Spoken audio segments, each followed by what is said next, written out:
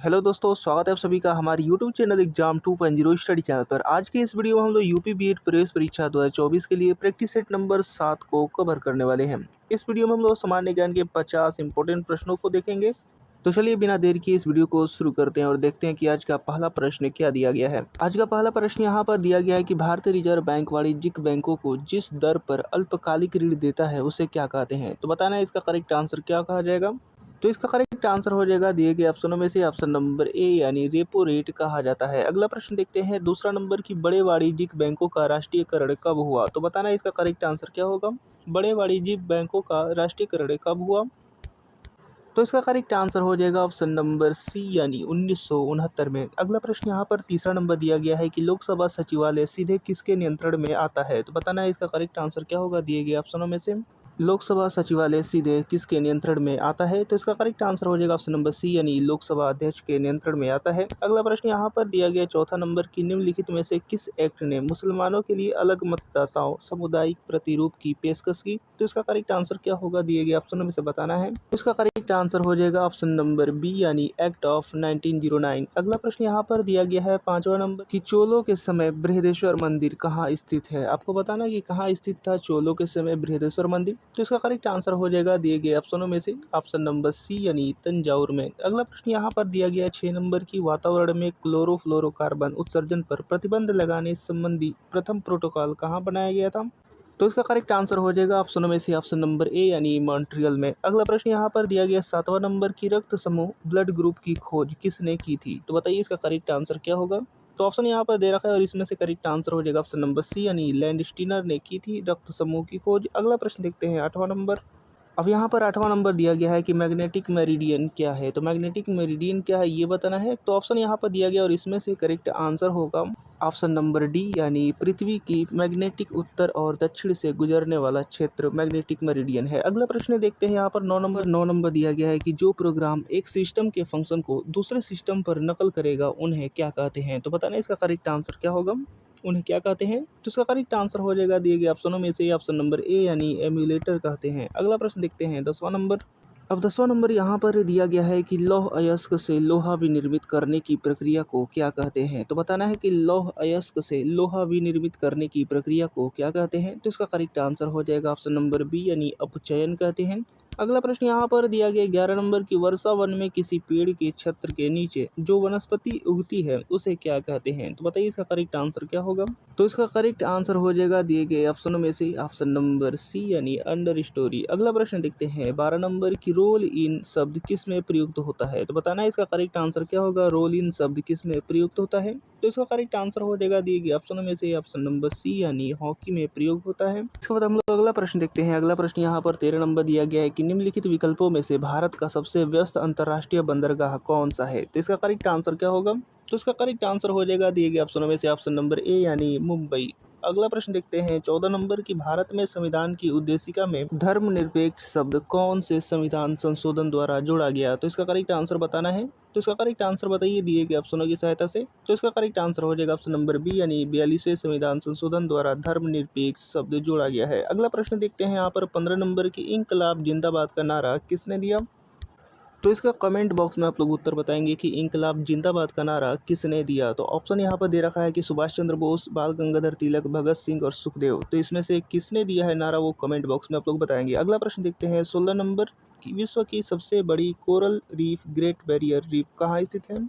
तो बताइए इसका करेक्ट आंसर क्या होगा। हाल ही ये 2024 के यूपी पुलिस कांस्टेबल में पूछा गया प्रश्न है। तो इसका करेक्ट आंसर हो जाएगा ऑप्शन नंबर बी यानी ऑस्ट्रेलिया में स्थित है। अगला प्रश्न देखते हैं 17 नंबर। अब यहाँ पर 17 नंबर दिया गया है कि मस्तिष्क में दृश्य सूचना के विकोडन और व्याख्या का संबंध किससे है। तो बताना है इसका करेक्ट आंसर क्या होगा। तो इसका करेक्ट आंसर हो जाएगा ऑप्शन नंबर सी यानी कनपटी की पाली से है। अगला प्रश्न देखते हैं 18 नंबर की फ्लेमिंग का वाम हस्त नियम किससे संबंधित है। तो इसका करेक्ट आंसर हो जाएगा दिए गए ऑप्शनों में से ऑप्शन नंबर डी यानी धारा पर चुंबकीय क्षेत्र से संबंधित है फ्लेमिंग का वाम हस्त नियम। अगला प्रश्न देखते हैं 19 नंबर की एक घोल किसका कोलाइडी विलयन होता है। तो बताना है इसका करेक्ट आंसर क्या होगा। तो इसका करेक्ट आंसर हो जाएगा ऑप्शन नंबर ए यानी द्रव में द्रव का विलयन होता है। अगला प्रश्न यहाँ पर 20 नंबर दिया गया है कि निम्नलिखित में से क्या मल जल उपचार का उपोत्पाद है जिसे बायोगैस बनाने के लिए उसे अपघटित किया जाता है। तो बताना है इसका करेक्ट आंसर क्या होगा। तो इसका करेक्ट आंसर हो जाएगा दिए गए ऑप्शनों में से ऑप्शन नंबर बी यानी गाढ़ा कीचड़। अगला प्रश्न देखते हैं 21 नंबर। इसके बाद यहाँ पर 21 नंबर दिया गया है कि BRICS new development bank NDB का मुख्यालय कहाँ पर है, तो इसका करेक्ट आंसर बता दीजिए। तो इसका करेक्ट आंसर हो जाएगा ऑप्शन नंबर ए यानी संघाई में है। अगला प्रश्न यहाँ पर 22 नंबर दिया गया है कि निम्नलिखित में से कौन सा इराकी शहर टिग्रिस नदी के किनारे बसा हुआ है, तो ऑप्शन दे रखा है और इसमें से करेक्ट आंसर बताइए। तो इसका करेक्ट आंसर हो जाएगा ऑप्शन नंबर ए यानी बगदाद। इसके बाद हम लोग अगला प्रश्न देखते हैं 23 नंबर की मानव विकास सूचकांक कौन तैयार करता है, तो बताइए इसका करेक्ट आंसर क्या होगा कि मानव विकास सूचकांक कौन तैयार करता है। तो इसका करेक्ट आंसर हो जाएगा दिए गए ऑप्शनों में से ऑप्शन नंबर ए यानी संयुक्त राष्ट्र विकास कार्यक्रम तैयार करता है। अगला प्रश्न यहाँ पर 24 नंबर दिया गया है कि उबेर कप किस खेल से संबंधित है, तो बताइए इसका करेक्ट आंसर क्या होगा दिए गए ऑप्शनों में से। तो यहाँ पर करेक्ट आंसर हो जाएगा उबेर कप जो है वो बैडमिंटन से संबंधित है। अगला प्रश्न देखते हैं। अगला प्रश्न यहाँ पर दिया गया है 25 नंबर की प्याज में खाद्य पदार्थ किस रूप में संचयित होता है, तो इसका करेक्ट आंसर बता दीजिए। तो इसका करेक्ट आंसर हो जाएगा दिए गए ऑप्शनों में से ऑप्शन नंबर ए यानी सेल्यूलोस में संचयित होता है। अगला प्रश्न देखते हैं 26 नंबर। अब ये रहा 26 नंबर और इसमें दिया गया है कि लाभ का नव प्रवर्तन सिद्धांत किसने प्रतिपादित किया था, तो इसका करेक्ट आंसर बता दीजिए। इसका करेक्ट आंसर क्या होगा, तो इसका करेक्ट आंसर हो जाएगा ऑप्शन नंबर सी यानी शुम्पीटर ने यहाँ पर नव प्रवर्तन सिद्धांत प्रतिपादित किया था लाभ का, तो ऑप्शन नंबर सी करेक्ट हो जाएगा। इसके बाद हम लोग अगला प्रश्न देखते हैं 27 नंबर की पृथ्वी के वातावरण में सबसे ज़्यादा पाए जाने वाला तत्व कौन सा है, तो बताइए इसका करेक्ट आंसर क्या होगा। पृथ्वी के वातावरण में सबसे ज़्यादा पाया जाने वाला तत्व कौन सा है, तो इसका करेक्ट आंसर हो जाएगा ऑप्शन नंबर बी यानी नाइट्रोजन है। अगला प्रश्न यहाँ पर दिया गया है 28 नंबर की वह प्रथम भारतीय कौन थे जो ब्रिटिश हाउस ऑफ कॉमन्स के सदस्य चुने गए, तो बताइए इसका करेक्ट आंसर क्या होगा। वह प्रथम भारतीय कौन थे जो ब्रिटिश हाउस ऑफ कॉमन्स के सदस्य चुने गए, तो इसका करेक्ट आंसर हो जाएगा ऑप्शन नंबर बी यानी दादा भाई नौरोजी। अगला प्रश्न देखते हैं 29 नंबर। अब यहाँ पर 29 नंबर दिया गया है कि मोहम्मद बिन तुगलक ने अपनी राजधानी कहाँ से कहाँ बदली थी, तो इसका करेक्ट आंसर क्या होगा। तो इसका करेक्ट आंसर हो जाएगा ऑप्शन नंबर बी यानी दिल्ली से देवगिरी बदली थी। अगला प्रश्न यहाँ पर 30 नंबर दिया गया है कि किस राजवंश के शासनकाल में चीन के ग्रेट वॉल का निर्माण हुआ था, तो बताइए इसका करेक्ट आंसर क्या होगा। इसका करेक्ट आंसर हो जाएगा ऑप्शन नंबर डी यानी चीन। यहाँ पर चीन राजवंश के शासनकाल में चीन की ग्रेट वॉल का निर्माण हुआ है। अगला प्रश्न देखते हैं 31 नंबर। अगला प्रश्न यहाँ पर 31 नंबर दिया गया है कि पथरीले रेगिस्तानों में एक दिशा में लगातार चलने वाली हवाएं क्या बनाती हैं, तो बताना इसका करेक्ट आंसर क्या होगा। क्या बनाती हैं पथरीले रेगिस्तानों में एक दिशा में लगातार चलने वाली हवाएं क्या बनाती हैं, तो इसका करेक्ट आंसर हो जाएगा ऑप्शन नंबर सी यानी यारडोंग बनाती हैं।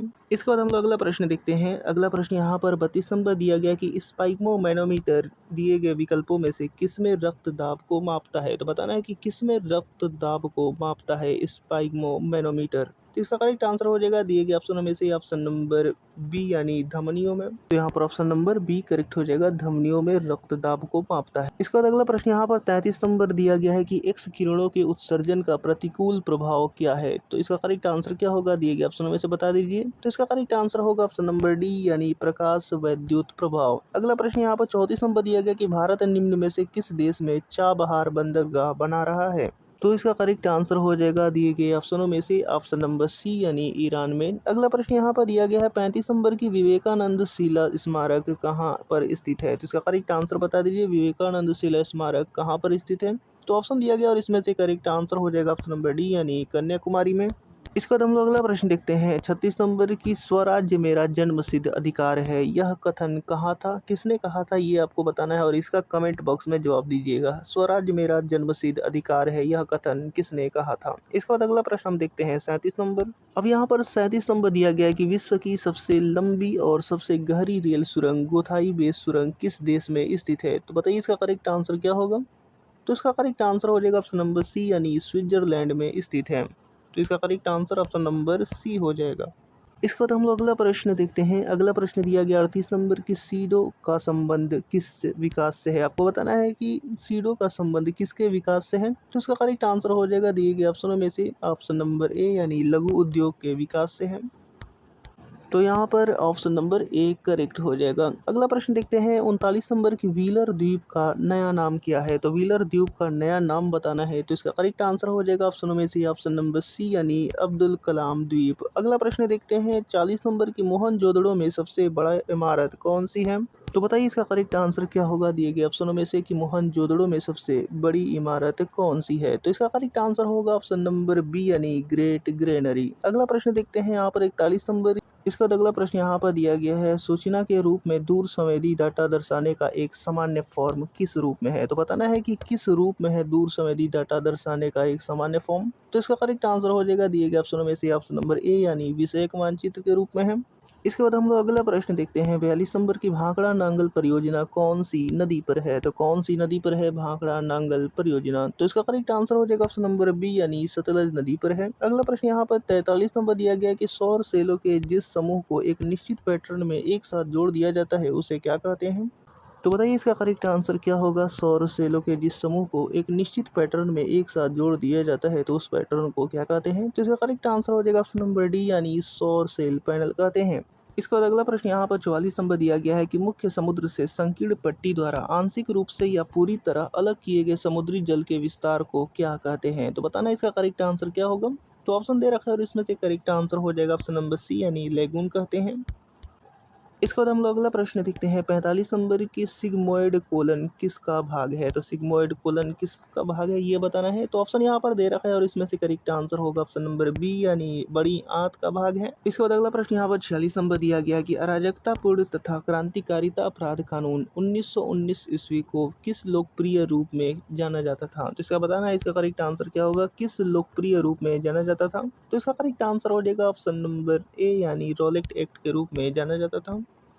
इसके बाद हम लोग अगला प्रश्न देखते हैं 47 नंबर की, मांसपेशी की हड्डी से जोड़ने वाले ऊतक को क्या कहते हैं। तो बताना है कि मांसपेशी को हड्डी से जोड़ने वाले ऊतक को क्या कहते हैं। तो ऑप्शन यहाँ पर दिया गया है, ऑप्शन यहाँ पर दिया गया और इसमें से करेक्ट आंसर हो जाएगा ऑप्शन नंबर सी यानी टेंडन कहते हैं। अगला प्रश्न देखते हैं। अगला प्रश्न यहाँ पर 48 नंबर दिया गया है कि भारतीय नागरिकता किसके द्वारा दी जाती है। तो भारतीय नागरिकता किसके द्वारा दी जाती है। तो इसका करेक्ट आंसर हो जाएगा दिए गए ऑप्शनों में से ऑप्शन नंबर सी यानी गृह मंत्रालय द्वारा भारतीय नागरिकता दी जाती है। अगला प्रश्न यहाँ पर 49 नंबर दिया गया कि माघ मेला डैश के दिन शुरू होता है। तो बताना है कि कौन से दिन यहाँ पर शुरू होता है दिए गए ऑप्शनों में से। तो इसका करेक्ट आंसर हो जाएगा दिए गए ऑप्शनों में से ऑप्शन नंबर ए यानी मकर संक्रांति के दिन शुरू होता है। इसके बाद अगला और इस वीडियो का लास्ट प्रश्न यहाँ पर दिया गया कि विश्व स्वास्थ्य दिवस किस दिन मनाया जाता है। तो बताना है इसका करेक्ट आंसर क्या होगा, विश्व स्वास्थ्य दिवस किस दिन मनाया जाता है। तो इसका आप लोग कमेंट बॉक्स में देंगे। ऑप्शन दे रखा है कि 17 जनवरी, 7 अप्रैल, 1 अगस्त और 21 सितंबर।